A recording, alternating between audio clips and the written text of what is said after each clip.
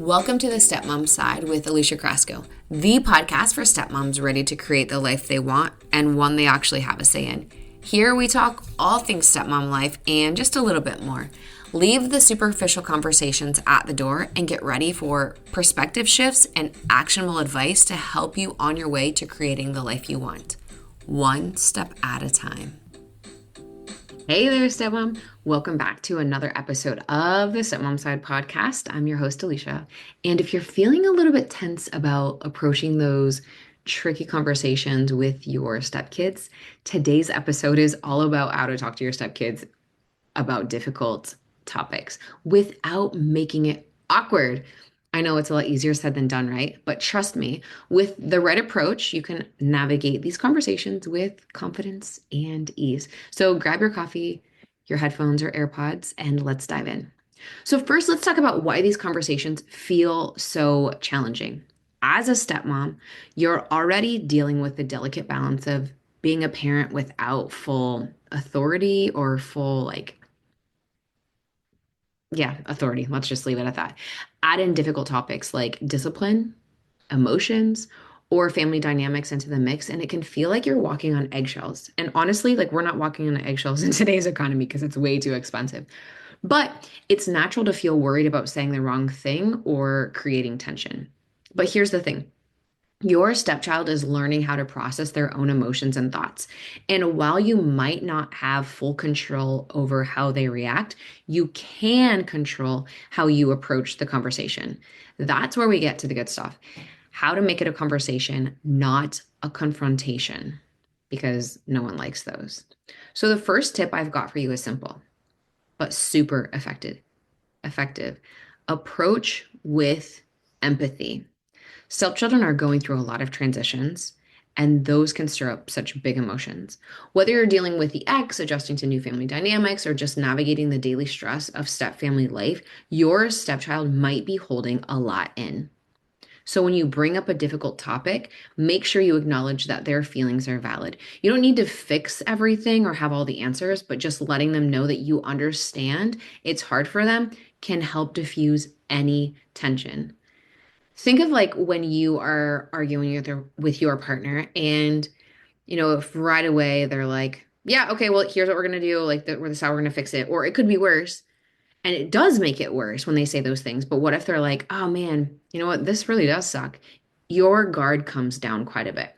So, for example, instead of jumping straight into a hard subject like, you need to follow the rules, try something like, I know things have been tough lately with insert whatever the challenge has been. And I want to make sure we're all feeling heard here. This opens the door for a more open and less defensive conversation. Number two, timing is everything. If your stepchild is already upset or stressed out, bringing up a difficult topic is probably going to make things worse. You know the vibe. When you sense that a conversation is going downhill faster than a roller coaster, yep, that's not the time to have the conversation.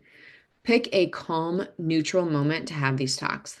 Think of it like planting a seed. You don't want to try and plant it during a thunderstorm. Instead, catch them during a more relaxed time, maybe after school when you're just hanging out together, doing something low pressure, like watching a movie or playing a game, or maybe it's on a drive where you've only got 10 or 15 minutes, something where it's low pressure. And it doesn't hurt to make sure that they're in a good space emotionally before diving into the deep stuff. Number three, when you're talking about sensitive topics, clarity is key. The last thing you want is for your stepchild to feel confused or misled, but that doesn't mean you have to be blunt or harsh. The trick is being clear and gentle. You can be honest without overwhelming them. I feel like I've said this a lot to stepmoms and in the community and on my Instagram DMs, you can get so many more bees with honey than you can vinegar. So for instance, if you're talking about a new rule or a change in the family dynamic, instead of saying, this is how it's going to be, obviously you're probably going to say it a little more tense than that. Try something like, hey, you know what? We're all trying to adjust to some new changes around here, and it might feel weird at first, but I promise we will work through it together. By explaining the why behind the changes or decisions, you give your stepchild a chance to process without feeling like they're being attacked or shut down. Number 4, now let's talk about the importance of listening. I know, this isn't the fun part, but hear me out. The best conversations are two-way streets. You don't have to solve everything, but by encouraging your stepchild to share their thoughts and feelings, you're letting them know that you care about their perspective. So ask open-ended questions like, how do you feel about this? Or what's been on your mind lately? This creates space for them to speak freely without the fear of judgment. Plus, it might give you insights on why they're reacting the way that they are. Definitely a good one. Number 4. 4, am I on number 4? Yes. Now let's talk about the importance of listening. I know.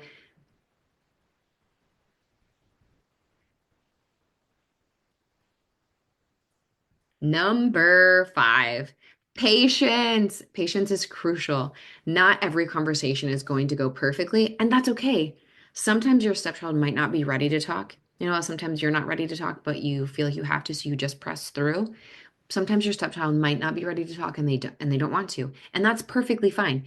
Be patient and give them the space they need. Respecting their boundaries shows them that you understand this isn't about you, it's about their comfort too.